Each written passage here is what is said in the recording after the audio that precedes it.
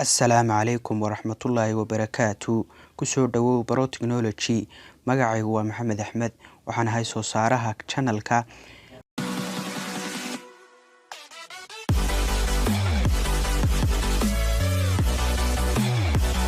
Maanta waxaan doonayaa inaan ka faa'iideeyo sidee ayaad u heli kartaa muusig kasta oo aad caashaqdid magaciisa.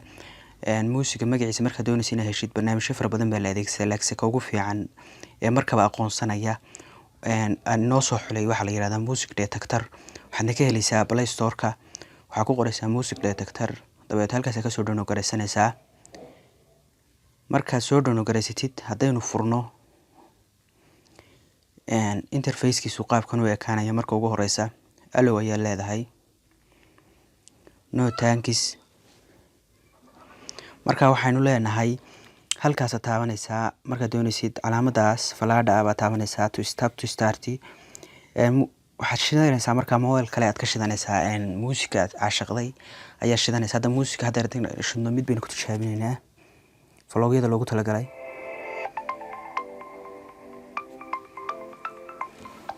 listening buu samaynayaa, uu dhageysanayaa muusiga.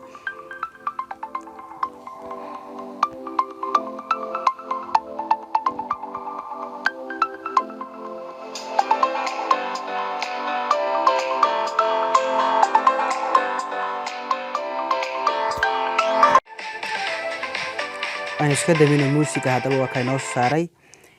magacii uu noo saaray waa ka live waa la yiraahdaa muusigan magaciisa.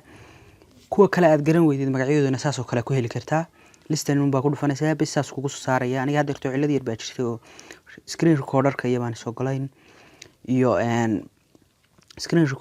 soo galayn iyo waxaan la yiraahdo kan barnaamijkan ku duubaya iyo barnaamijkan listening ka sameynaya ayaan soo galayn. marka saas ugu soo saari way qaybtii yar laakiin hadda irto waa kaas magaca saas kugu saaraya hadhow kugu soo bandhigaya.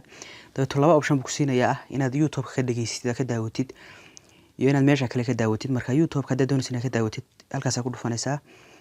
dabeeto already saas kugu saaraya YouTube ka helaysaa muusiga aad u baahnayd halkaas ka garaysanaysaa. marka waxaan rajaynayaa inaad ka faa'iideysatid. ha moogaan ama ha ka ilaawin inaad soo saartid subscribe. haddaad ka heshid videoga like saartid, commentigana hoos noogu reebtid. waad mahadsantahay.